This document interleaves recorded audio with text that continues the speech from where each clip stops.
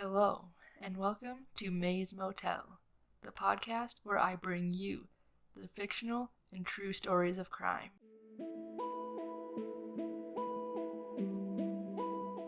Hello, and welcome back to May's Motel. In today's episode, I'm going to be diving into the life of a real serial killer. As you may remember, last week I talked about the fictional character Norman Bates, but this week I will be sharing the gruesome story of Jeffrey Dahmer.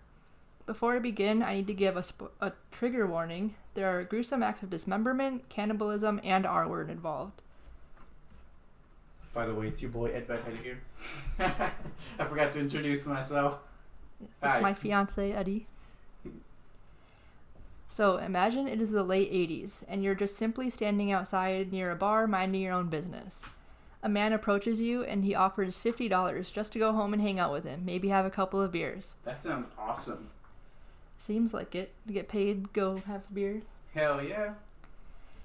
Knowing what we know today, I'm sure you're probably thinking, are you crazy? I'm not going home with a stranger.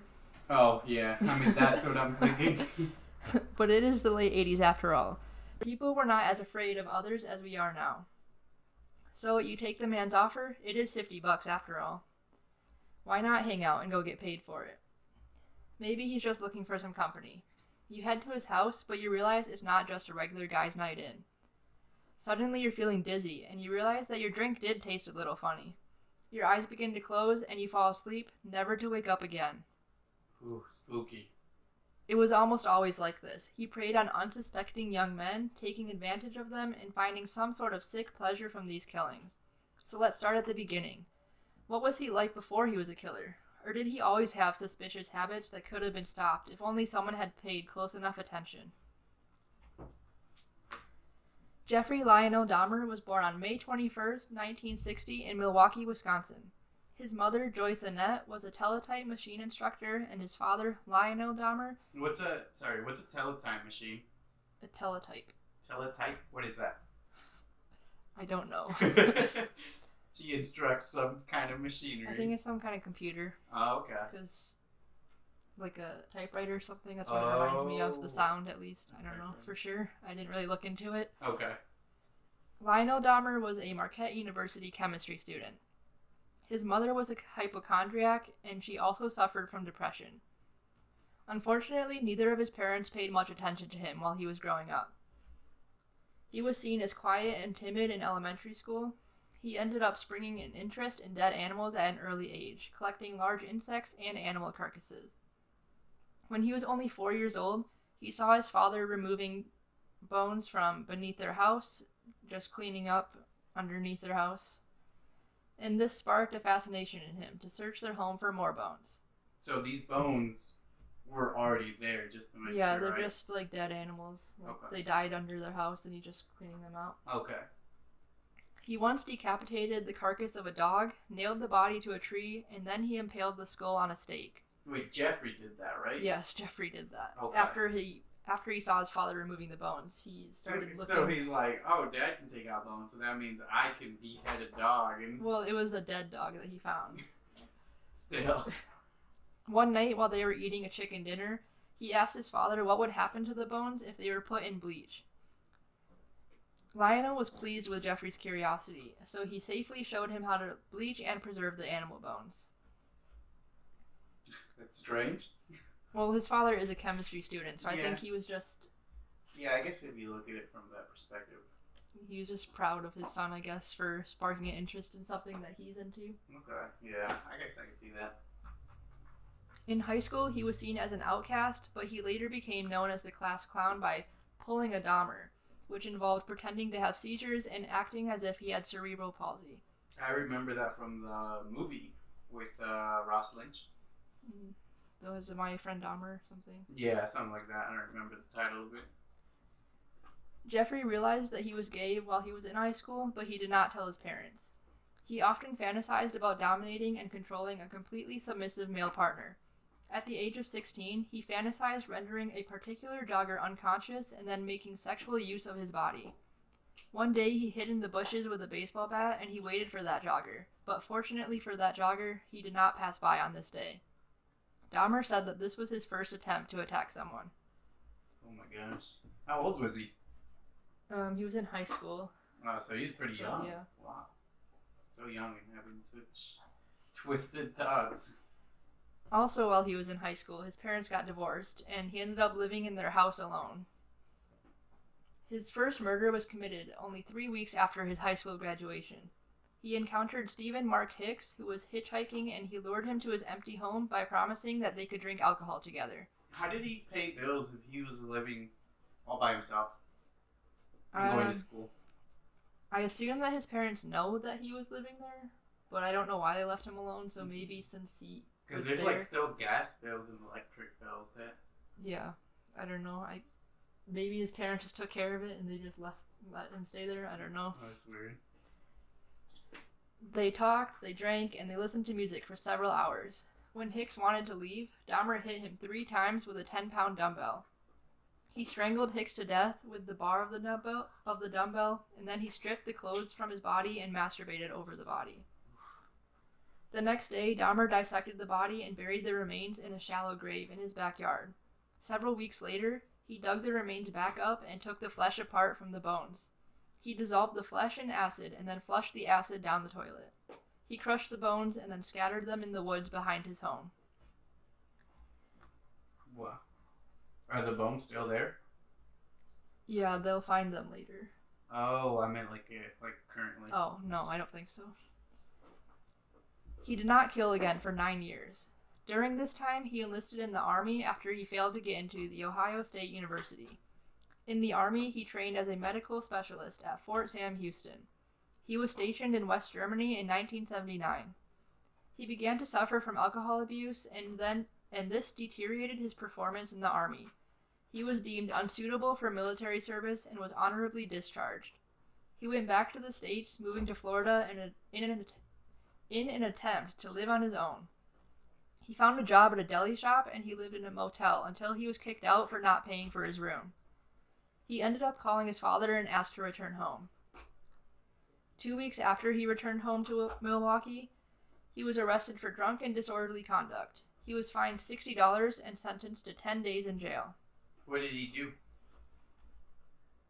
Like, what was the drunken disorderly I assume conduct? he was probably just drunk in public or something. I don't know. Okay. He ended up living with his grandmother in West Allis, Wisconsin. Their relationship was actually really great. He took her to church, he helped her around the house, and he abided by her house rules.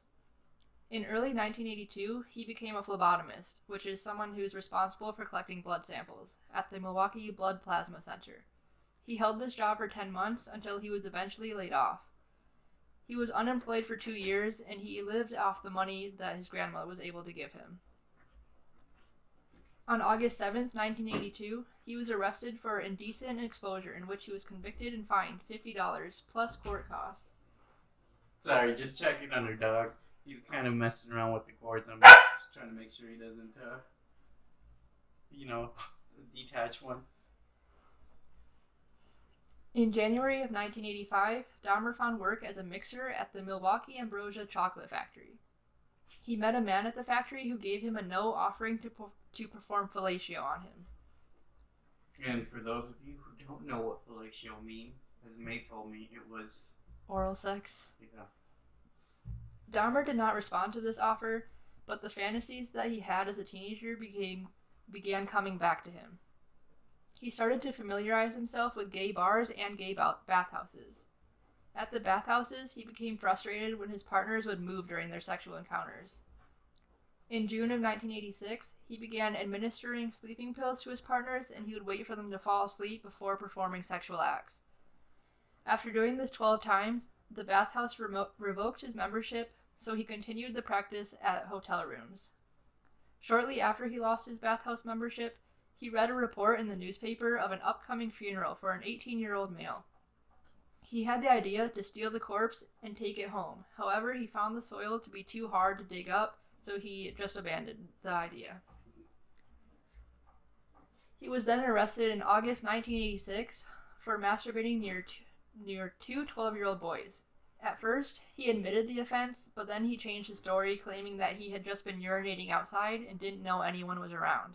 It's like, yeah, right, you're confessed to this, bud. He was charged with disorderly conduct and sentenced to 1 year of probation. Just 1 year. In 1987, Dahmer met 25-year-old Stephen Tomey, who was from Ontonagon, Michigan. They met at a bar, and Dahmer convinced him to return to the Ambassador Hotel where he had been renting a room for the night. According to Dahmer, he had no intention of killing Tomey, but instead wanted to just drug him and lie beside him, exploring his body.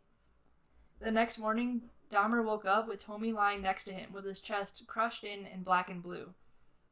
Blood was also coming out of his mouth, and Dahmer noticed that one of his forearms and both fists were bruised. Oof.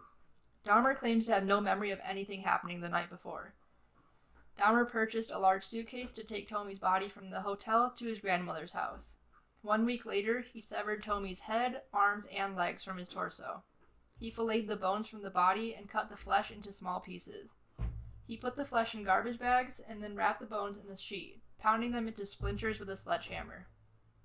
The entire dismemberment process only took him 2 hours. Oh my goodness.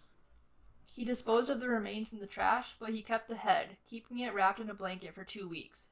After those 2 weeks, he boiled the head in a mixture of Soilex, which is industrial detergent, and bleach, hoping to retain the skull, which he wanted to use as stimulation for masturbation. Eventually, the skull became too brittle, so Dahmer pulverized and disposed of it. After the second murder, Dahmer began to actively seek more victims in or near gay bars, and he would lure them back to his grandmother's house. He would drug the victims before or shortly after engaging in sexual activity with them. He would then render them unconscious and strangle them to death. Oh, wow.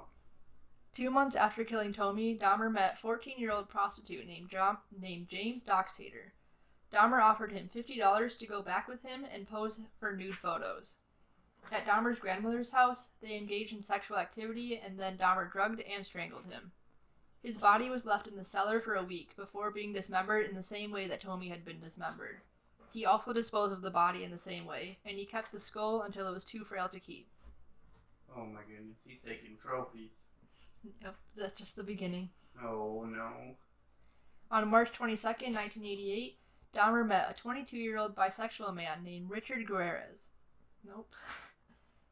On March 22, 1988, Dahmer met a 22-year-old bisexual man named Richard Guerrero. They met outside of a gay bar called the Phoenix.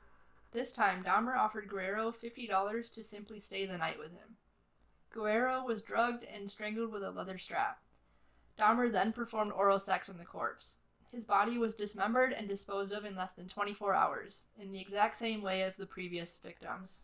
Oh my goodness. Oh, he's getting fast at it. Well, now he has his go-to for how to kill. Oh, yeah. He's like, I've done this already. Oh, no. On April 23rd, 1988, Dahmer had brought another man home, but this time his grandmother was also home, and she called out to her grandson shortly after he had drugged the man. Dahmer replied in a way to tell his grandmother that he was home alone, but she noticed that he was not actually alone. Because his grandma noticed, he decided not to kill the man. Instead, he brought him to the County General Hospital. In September of 1988, Dahmer's grandmother asked him to move out because she was not okay with him bringing men to her home at night, and she began to notice a foul smell coming from the garage and cellar. She didn't go investigate what the smell was? No, she just kicked him out. It's just like, when you leave, the smell will be gone. It was probably coming from him. Dahmer found an apartment on North 25th Street and moved in on September 25th. The next day, he was arrested for drugging and sexually fondling a 13-year-old boy that he had lured to his apartment by telling him that he wanted to take nude photos of him. I really don't know why so many young boys and men were okay with this. Maybe they just needed money. But not all of them were even offered money. Like this 13-year-old boy he said, hey, if you come over, I'll take nude pictures of you. And he's like, okay. It's really messed up. So anyway, Dahmer's father hired an attorney, Gerald Boyle, to defend his son. Dahmer underwent multiple psychological evaluations before his court hearings. The evaluations revealed that Dahmer harbored deep feelings of alienation. An evaluation that was done 2 months later revealed that Dahmer was also an impulsive individual, suspicious of others, and he was distressed about his lack of accomplishments in life. In court, his probation officer also referenced a 1987 diagnosis of suffering from a schizoid personality disorder. In January of 1989, Dahmer was convicted of second-degree sexual assault and enticing a child for immoral purposes. His sentencing was suspended until May of 1989. He moved back in with his grandmother on May 20th and killed his fifth victim 2 months after his conviction and only 2 months prior to the sentencing. Dahmer was sentenced to 5 years of probation and 1 year in the House of Correction on May 23, 1989. He had a work release that allowed him to keep his job, and he was required to register as a sex offender. His fifth victim was a 24-year-old mixed-race aspiring model named Anthony Sears. They met at a gay bar on March 25, 1989. According to Dahmer, he didn't intend to commit a crime, but the bar was closing and Sears just started talking to him. No. So he's like, now that it's closing, I have to commit a crime. Well, only because Sears approached him and when they were having conversation, he's like, oh, I guess you can come over now. The poor dude. Dahmer brought Sears to his grandmother's house where they engaged in oral sex before Dahmer drugged and strangled him. The next morning, Dahmer put the body in his grandmother's bathtub and decapitated him. He then stripped the flesh from the body and pulverized the bones, disposing of them in the trash. Dahmer found Sears to be exceptionally attractive, so he decided to preserve his head and genitals in acetone, and he stored them in his work locker. He took the preserved remains to his new home when he moved a year later. So he kept them at work? Yeah. Like the janitor never came around? And I don't think they cleaned their work personal lockers, okay. yeah. Yeah. But still, I don't know if it wouldn't have smelled or anything. Yeah, right. Especially if it's in acetone. Acetone has a strong smell. On May 14th, 1990, Dahmer moved out of his grandmother's and into 924 North 25th Street, apartment 213. Within 1 week of moving in, Dahmer had already killed his sixth victim. Dahmer met 32-year-old Raymond Smith and promised him $50 in exchange for sex. At his new apartment, Dahmer gave Smith a drink laced with sleeping pills and then he strangled him. The next day, Dahmer purchased a Polaroid camera and he took several pictures of Smith's body in suggestive positions before dismembering him in the bathroom. He boiled the arms, legs, and pelvis in a steel kettle with Soilex and rinsed the bones in the sink. Dahmer dissolved all of the bones in acid except for the head. He spray painted the skull and placed it next to Anthony Sears' skull in a metal filing cabinet. 1 week later, Dahmer lured another man to his apartment. Dahmer made his regular concoction of a drink with sleeping pills, however, this time he accidentally drank the mixture himself. When Dahmer woke up the next day, he found out that the man had stolen several items of his clothing, his watch, and $300. Well, he slightly got what he deserved. Kind of. Yeah, like the absolute bare minimum, but... He did not report the incident to the police, but he did tell his probation officer that he had been robbed. In June of 1990, Dahmer lured 27-year-old Edward Smith to his apartment where he was drugged and strangled. Dahmer placed Smith's skeleton in the freezer and acidified it a few months later. Dahmer accidentally destroyed the skull when he put it in the oven attempting to dry it, and that caused the skull to explode. Dahmer would later go on to tell police that he had felt, quote, rotten about Smith's murder because he was not able to retain any of the body parts. Less than 3 months after Smith's murder, Dahmer encountered 22-year-old Ernest Miller on the corner of 27th Street. Dahmer offered him $50 to accompany him at his apartment, and Miller also let Dahmer listen to his heart and stomach. Dahmer attempted to perform oral sex, but Miller told him that would cost him extra, so instead, Dahmer drugged him and went on with his usual habit of killing. Dahmer slashed his carotid artery with the same knife that he had been using to dissect his previous victims. Miller bled to death in minutes. Dahmer posed Miller's body in multiple suggestive positions and took Polaroid photos of his nude body. Miller's body was then placed in the bathtub for dismemberment. Dahmer would kiss and talk to the severed head as he dismembered the rest of the body. Miller's heart, biceps, and portions of flesh from his legs were put in bags and then stored in the freezer for Dahmer to eat later. He boiled the remaining flesh and organs in Soilex and then rinsed the flesh off the bones so he could preserve them. Dahmer put the bones in a light bleach solution and left them out on a cloth to dry for a week. At first, Dahmer kept the severed head in the fridge, but he would later strip the flesh off and then paint the skull. Oof. 3 weeks later, Dahmer met 22-year-old David Thomas at the Grand Avenue Mall. Thomas went Thomas went to Dahmer's apartment on the promise of having drinks and getting money to pose for nude photos. Dahmer drugged Thomas like he usually does, but at this point, he realized he wasn't really attracted to him. Dahmer was afraid of how he would react if he woke up, so Dahmer felt like he was forced to kill him still. What the heck? Thomas was strangled and dismembered like the previous victims, but none of his body parts were kept because he wasn't attracted to him. Wow, that's messed up. However, Dahmer did photograph the dismemberment process, and he kept the photos. After this killing, Dahmer did not kill again for 5 months, but he did attempt to lure men to his apartment multiple times with no success. Dahmer continued seeing his probation officer, and he would express having feelings of anxiety and depression. He would frequently reference his sexuality, his solitary lifestyle, financial struggles, and he was also known to have suicidal thoughts. Sounds like he had a lot going on. Yep, but no one paid attention to him. In February of 1991, Dahmer met 17-year-old Curtis Straughter at a bus stop near Marquette University.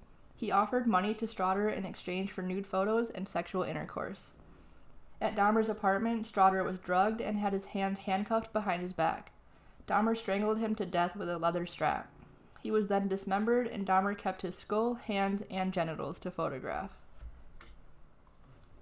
On April 7th, Dahmer encountered 19-year-old Errol Lindsay, who was a heterosexual. He was lured to Dahmer's apartment, drugged, and then had a hole drilled in his skull for Dahmer to pour hydrochloric acid into it. Yeah, he didn't wake up during that? No, not at first. Oh, okay. Dahmer was basically experimenting, trying to turn him into a zombie. Lindsay did end up waking up, and he said, "I have a headache. What time is it?" Dahmer's response was just to drug him again and strangle him. Lindsay was decapitated, and Dahmer kept the skull. Dahmer flayed Lindsay's body and put the skin in a solution of cold water and salt for several weeks in an attempt to preserve the skin. However, he ended up disposing of the skin when it became too frail and brittle. Around this time, many residents at Dahmer's apartment building began complaining to the building's manager of foul smells and sounds of falling objects coming from Dahmer's apartment. At first, Dahmer blamed the smell on his freezer being broken and the food becoming spoiled. The building manager would continue to visit Dahmer as the smells did not go away. Another excuse that Dahmer used was that a few of his tropical fish had died and the smell was coming from them being in the tank still, but he promised he would dispose of them later. Oh my goodness. On May 26, 1991, Dahmer encountered 14-year-old Conrad Synthasmphone on Wisconsin Avenue. That's a fancy name. Yeah, it's hard to say.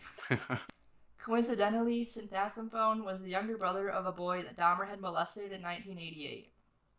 He offered Synthasmphone money to go back to his apartment with him and pose for Polaroid photos. He was reluctant at first, but he changed his mind. The boy posed for 2 pictures in his underwear before Dahmer drugged him and performed oral sex on him. Dahmer led the boy to his bedroom where the body of 31-year-old Tony Hughes lay naked on the floor. He was a man that Dahmer had killed just 3 days prior.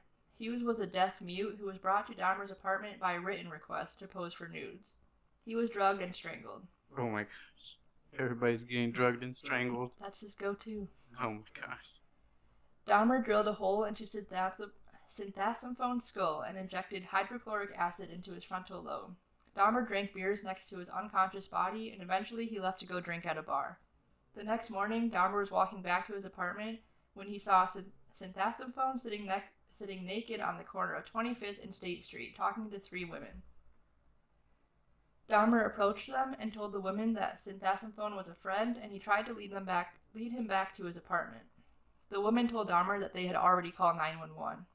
When 3 officers arrived, Dahmer explained to them that Synthasmphone was his 19-year-old boyfriend, and he had been drunk, explaining that he frequently acted this way after drinking. The woman tried to point out the injuries that Synthasmphone had. He had blood on his testicles and he was bleeding from his rectum. Oof. He was also struggling against Dahmer's attempts to lead him back to the apartment. One officer harshly told them to butt out and shut the hell up. The women continued to protest, but the officers just covered him with a towel and walked him back to Dahmer's apartment. Dahmer showed the officers the Polaroids he had taken to prove that they were lovers. One officer said he did not smell anything, but another later told them that he had noticed a strange smell. something like excrement. An officer looked around the door of Dahmer's room, but he did not get a good enough look to see Hugh's body lying on the floor. The officers left and listed the incident as a domestic dispute. Wow, that's just bad policing. Yeah. When they left, Dahmer injected more hydrochloric acid into Synthasmphone's brain. This injection was fatal. The next day, Dahmer took the day off from work to use the entire day to dismember both Hugh's and Synthasmphone's bodies. He kept both of their skulls. Oh my gosh.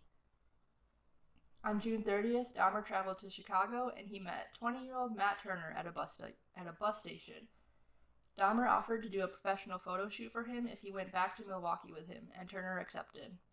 At the apartment, Turner was drugged, strangled, and dismembered. His head and internal organs were put in bags and kept in the freezer. What the heck? Is he like frozen food or something? Yeah, he saves it for later. Oh wow. On July 5th, 5 days later, Dahmer met 24-year-old Oliver Lacey at a bar in Chicago. Dahmer promised Lacey that he could spend the weekend with him at his apartment in Milwaukee. Lacey agreed to pose for nude photos and spend the weekend with Dahmer. They engaged in sexual activity before Dahmer drugged him. This time, Dahmer wanted to extend the time that he spent with Lacey while he was still alive. After unsuccessfully rendering him unconscious with chloroform, Dahmer called his work to request a day off, which was accepted. However, the next day he was suspended. Dahmer strangled Lacey and then had sex with his body before dismembering him. Oh my gosh. He put Lacey's head and heart in the fridge and the skeleton in the freezer. 4 days later, Dahmer was fired from his job. After learning that he was fired, Dahmer lured 25-year-old Joseph Bradehoft to his apartment. Because he's like, why not? I don't have a job anymore. Bradehoft was strangled and left on Dahmer's bed, covered in a sheet for 2 days. On July 21st, Dahmer removed the sheets and found that the skull had been infested with maggots. He decapitated the body, cleaned the head, and put it in the fridge. He acidified Bradehoft's torso. What the heck? On July 22nd, Dahmer met 3 men and offered them $100 to go back to his apartment with him, pose for nude photos, drink beer, and just keep him company. He's got a routine going. Yep, this is how he does every single one. Oh my god. It works for him. Yeah, I guess so. One of the men, 32-year-old Tracy Edwards, accepted. Edwards noted a foul odor and pointed out several boxes of hydrochloric acid upon entering the apartment.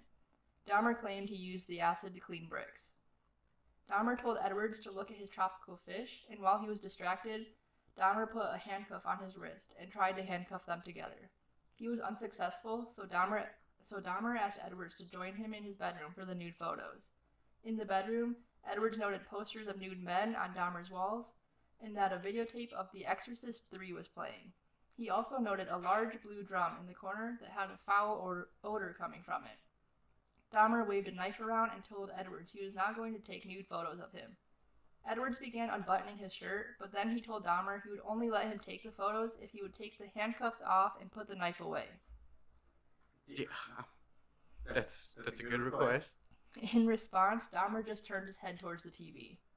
Edwards observed Dahmer rocking back and forth and chanting before turning his attention back to Edwards. Dahmer put his head on Edwards' chest to listen to his heartbeat. He pressed the knife against Edwards and told him that he intended to eat his heart. Whoa. Edwards attempted to stop Dahmer from attacking him by telling Dahmer that he was his friend and that he was not going to run away. Edwards decided that he would jump from the window or run out the front door at the next opportunity. Mm-hmm. Edwards said he needed to use the bathroom, and he asked if he could sit in the living room and they could have a beer out there because there was air conditioning. Edwards went to the bathroom and then they went to the living room. Edwards waited a while before saying he had to use the bathroom again. He got up and noticed that Dahmer no longer had the handcuffs, so he punched Dahmer in the face and ran out the front door. Mm-hmm.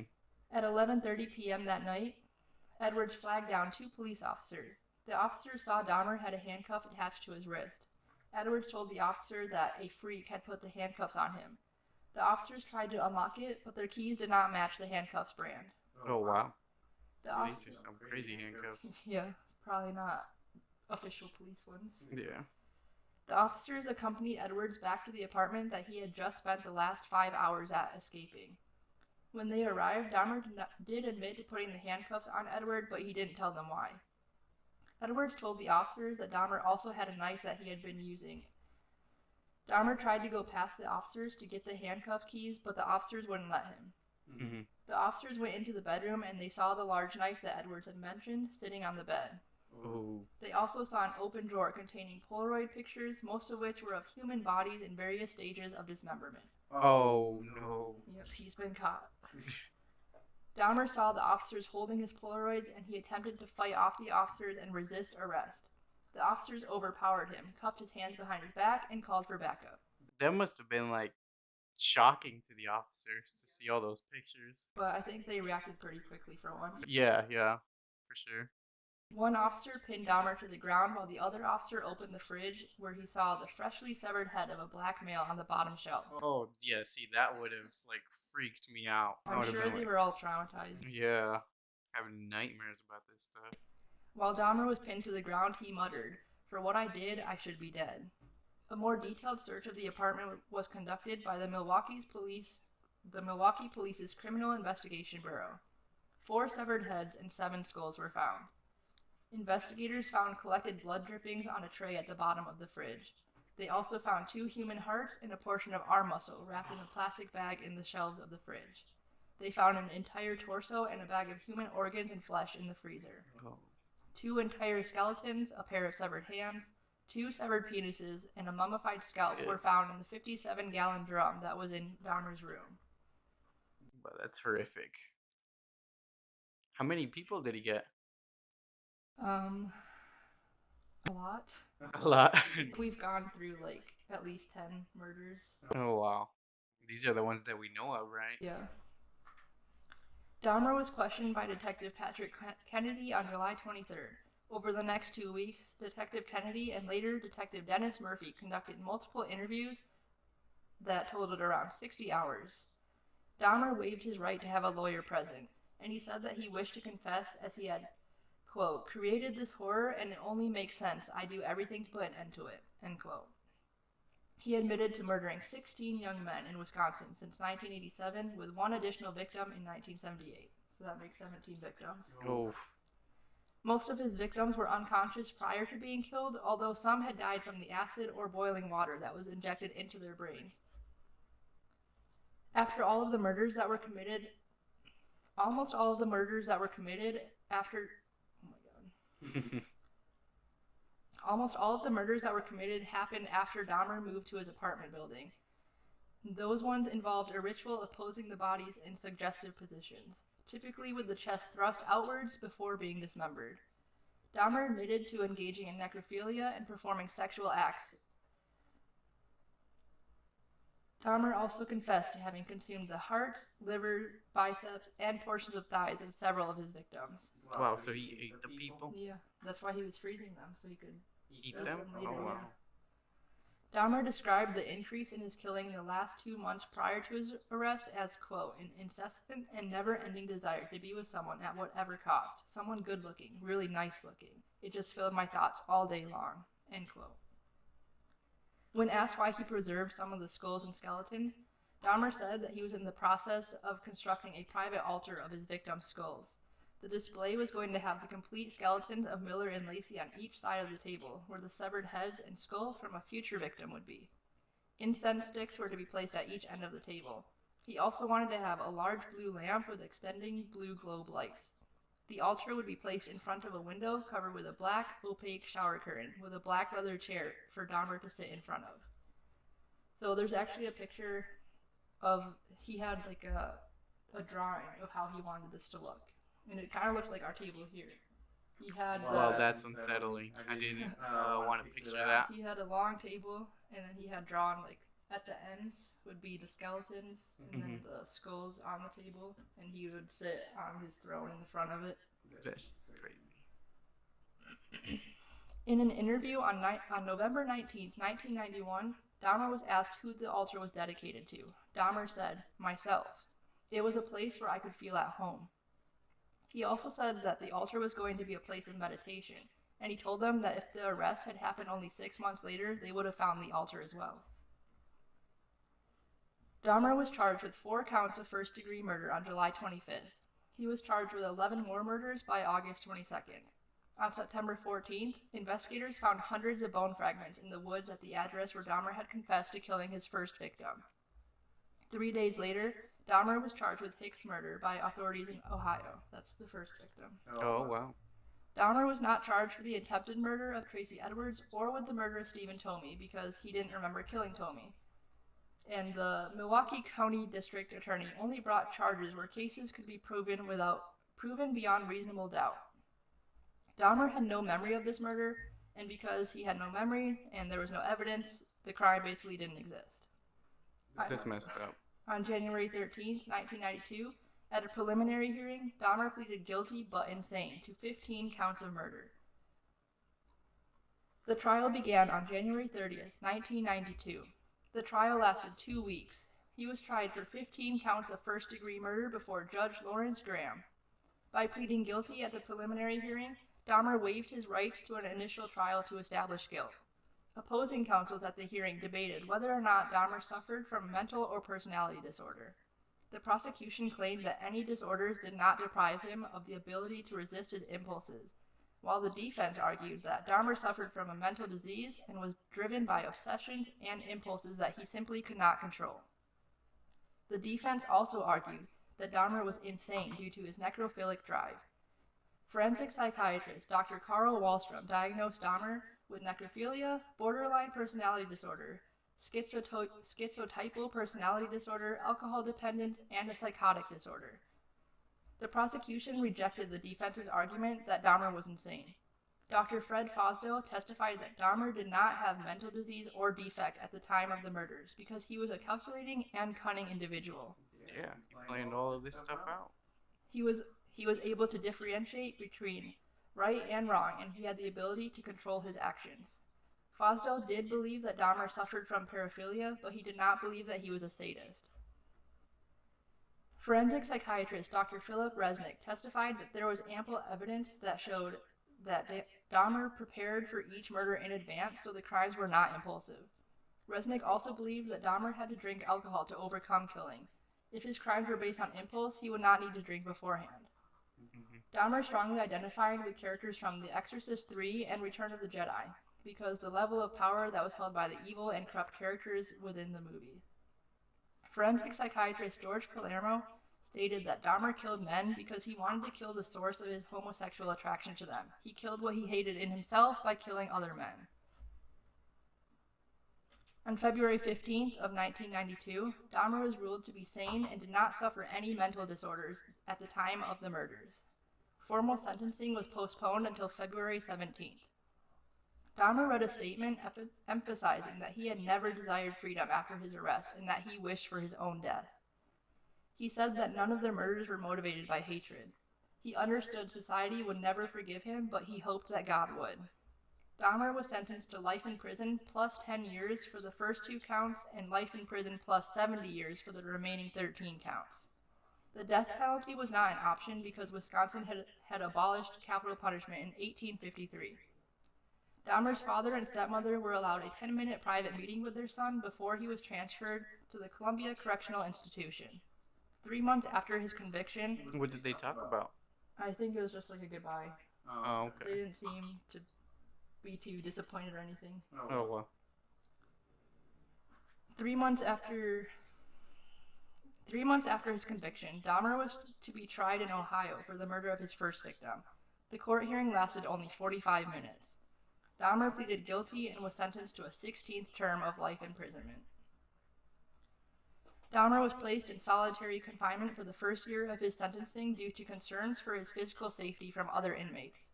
He was transferred to a less secure unit a year later where he was assigned a 2-hour daily work detail to clean the toilet block. Dahmer devoted himself to Christianity, and he became a born-again Christian. He was baptized in May 1994 in the prison whirlpool by Minister Roy Ratcliffe, and the minister visited Dahmer weekly until November 1994. In July, an inmate attempted to cut Dahmer's throat with a razor embedded in a toothbrush when Dahmer was returning to his cell from Ratcliffe's church service. In July, an inmate attempted to cut Dahmer's throat with a razor embedded in a toothbrush when Dahmer was returning to his cell from Ratcliffe's church service. Dahmer's mother, father, and stepfather kept in close contact with him throughout his time in prison. Dahmer left his cell for his work assignment on the morning of November 28, 1994. He was with 2 other inmates, Jesse Anderson and Christopher Scarver. The 3 inmates were left unsupervised in the prison showers for approximately 20 minutes. At 8:10 a.m., Dahmer was found on the bathroom floor, suffering from extreme head wounds. He was hit in the head and face with a metal bar. Oh, dang. His head had also been struck against the wall. Dahmer was rushed to the hospital but was pronounced dead 1 hour later. Anderson was also beaten and died 2 days later. The guy who killed him? No, there was 3 of them. Oh. So Anderson and Dahmer died, and then the 3rd one killed them. Okay. Christopher Scarver was serving a life sentence for a murder that he committed in 1990. Dahmer was attacked first as he was cleaning the staff locker room, and Anderson was attacked next while he was cleaning the inmates' locker room. Scarver claimed that Dahmer did not yell or make any noise while he was attacked. After attacking both men, Scarver told a prison guard that, quote, "God told me to do it. Jesse Anderson and Jeffrey Dahmer are dead," end quote. Scarver said he did not plan the attacks in advance, but he did conceal the metal bar in his clothes prior to the attacks. Scarver confessed to concealing the weapon, but stated that the murders resulted from a confrontation in which one of the 2 men had poked Scarver in the back. Scarver claimed the 2 men laughed at him when he turned around in response. So they literally just poked him in the back and laughed, and he got mad. Well, I mean, they're all crazy, so... Scarver claims that before attacking Dahmer, he cornered him and presented a newspaper article about Dahmer's crimes, and he asked Dahmer if they were true. Scarver was revolted by Dahmer's crimes, and he was disgusted by Dahmer shaping his prison food to look like severed limbs with ketchup to look like blood. Scarver believed that prison staff knew that he hated Dahmer, so they purposely left them alone so he could kill them. Dahmer stated in his will that he wished for no services to be conducted and he wanted to be cremated. His body was cremated in September of 1995, and the ashes were distributed between his parents. On August 5th, 1991, a Candlelight Vigil was held to celebrate and heal the Milwaukee community. Over 400 people attended. Community leaders, gay rights activists, and family members of Dahmer's victims were present. The Oxford apartments where Dahmer had lived and killed many of his victims were demolished in November of 1992. The site is now an empty lot. Dahmer's estate was awarded to the families of 11 victims who sued for damages. Dahmer's possessions were purchased and destroyed, and then buried in an Illinois landfill. Jeffrey's father and his second wife refused to change their last name, and they continued to profess their love for him despite the crimes he committed. His mother died of cancer in November of 2000. Prior to her death, she attempted suicide. His younger brother changed his last name, and he now lives in anonymity. And that is a long and horrifying story of Jeffrey Dahmer. I honestly think there was not a lot that could have been done to prevent his life as a serial killer because his interest in dead things started at such an early age. However, maybe if his father had pushed away the idea of playing with bones rather than teaching him how to clean them, that could have helped prevent how he treated the humans in the future. Dahmer was a troubled kid. He was an outsider.